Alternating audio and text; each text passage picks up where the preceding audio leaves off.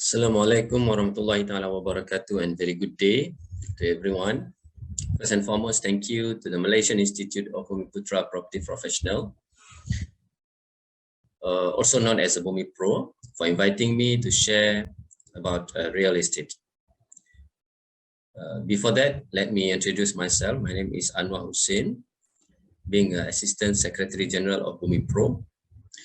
Okay, the topic chosen today is corporate real estate. Okay, between the dilemma, cost center and profit center. Okay, what actually the definition of the corporate real estate? According to Silverman, okay, 1987, the corporate real estate actually as defined as a land and building that actually owned by companies that actually not primarily in the real estate business. Okay, if you look at the definition itself, okay, it triggers us what would be type of the CRE, corporation that actually related to CRE. The asset actually owned by the corporation, okay, we can divide into two categories. The first category, the property actually being held or owned as a corporate asset. What actually the corporate asset? The corporate asset meaning to say they own the asset, they utilize the asset to generate their core business. Okay, in terms of turnover, in terms of profit and whatnot. Looks at the financial industries. Okay, from the perspective of the financial industries, we can look, for instance, Maybank, okay, M-Bank, RHB. Actually, they own the asset. Okay, they own the asset. Okay, largely actually they use to generate their profit via their core business, i.e. the financial industry, not actually real estate, but they own largely all the HQ, okay, or the main building in the States. Then we look like Plus, okay, they own their asset, okay, for the purpose, for the concessionaire, okay, for the highways, okay, that their core business. Like KTMB, okay, even EPF, they own their asset for the purpose for actually generating their core business, okay, not for the real estate matters. This actually the first category when the property actually being held and defined as a corporate asset. It's very important, okay, as a function to ensure the success of the business. Okay, so this we call it as a cost center. From perspective of the real estate, we call it as a cost center, meaning to say they are not actually looking for profiting from the real estate asset per se, okay, rather than actually maintaining or containing a certain cost, okay, for the real estate that they own as the corporate asset. Okay, the second category, okay, the second category, they call it as investment asset. Okay, property that actually owned by corporation or the CRE, and the CRE as an investment asset. It's very important to understand these two categories.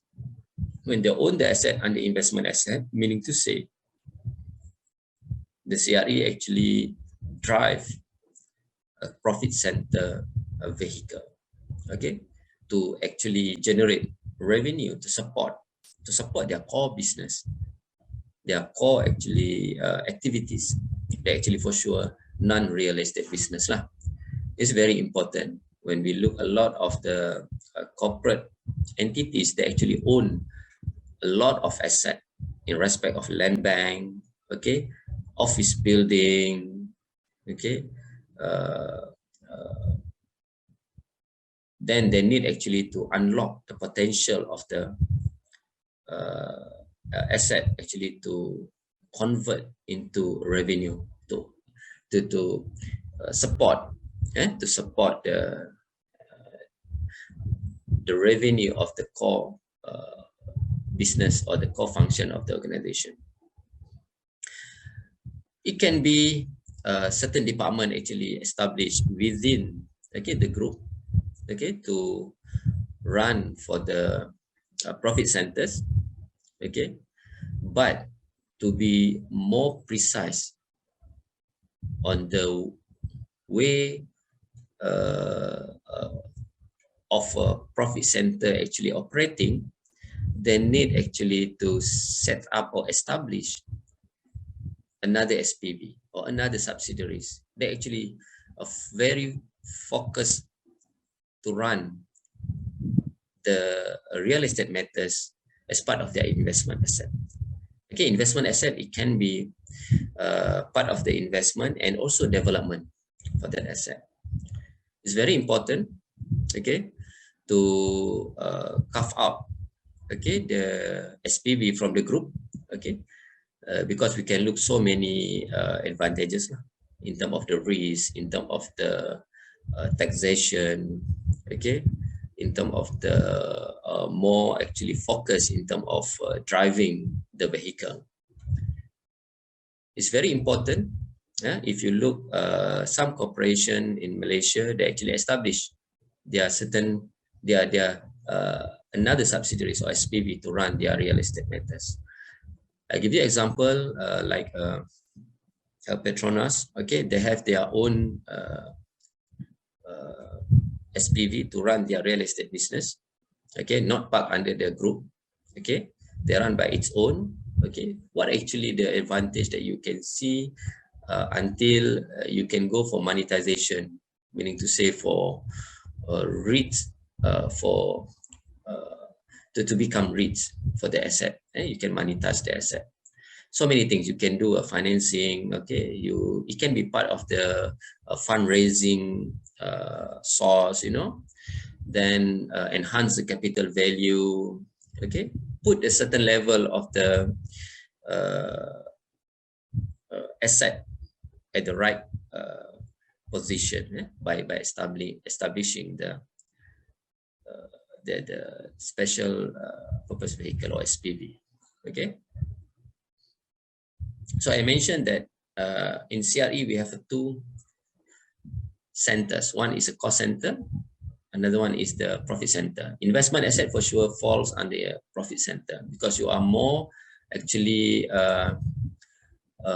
driven by revenues, okay, by the market response, you know.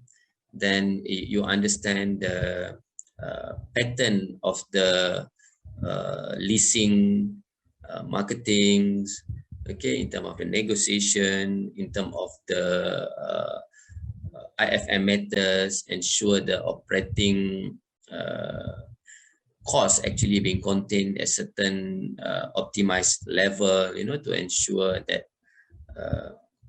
no actually leakages, you know, very well actually organized in terms of the overall asset management and the investment. Okay, if you look the comparison slightly between the cost center and the profit center. Okay, if you look like a cost center normally does not actually directly actually generating or maximizing profit. Okay, they are not actually really focused or serious on that basis. Okay, but cost center, they will actually look at the cost control and cost reduction because they're actually serving the group. Okay, normally real estate management or property management within the group that actually call it department or units, you know, they just manage the cost control, cost reduction. Okay, at the same time, they must actually understand the group or the other division requirement in terms of the space requirement, you know, new acquisition, okay, new disposal, renovation and whatnot. Okay, they will more focus on the cost element as opposed to the profit center. Okay, they're actually looking for two elements, two drivers. First, actually, cost is a must in addition to the maximizing the revenue and profits. Okay, because this will be actually determine what would be the bottom line in terms of the profit and loss of the SPV later on. Okay, because they need to pay their staff salaries, bonuses, you know, so they need actually to what we call establish a proper operating and business plan. Okay, normally we have a 1 year, okay, 3 years or 5 years or even 10 years business plan, because what would be the end state when they are very serious in profit center, the end state, they will actually look to monetize the asset. Okay, they must ensure the asset is readable. Okay, then they actually can float the asset into the market. Okay, then they will grow. Okay, they will continue growing by making a new acquisition of the asset. So it's very serious business for CRE. They actually largely involved in profit center. Okay, including for development. Okay, including of development. The only thing the development they are looking for certain gestation period. Okay, that actually the SPV need to contain with a certain cost. Okay, because they actually slightly taking a slightly more time as compared to investment asset actually is ready for generating revenues. Okay, so it's very important for corporate real estate to understand where they are. Okay, it's always dilemma between the cost center and profit center. It's very important to the chief or to the group leaders, you know, to ensure that the availability of the real estate asset in the group, okay, can be used, can be utilized, can be fully optimized in terms of generating revenue, at the same time also helping the group, okay, to improve their top figures like revenue or EB and whatnot. Okay, so it's very important, like I mentioned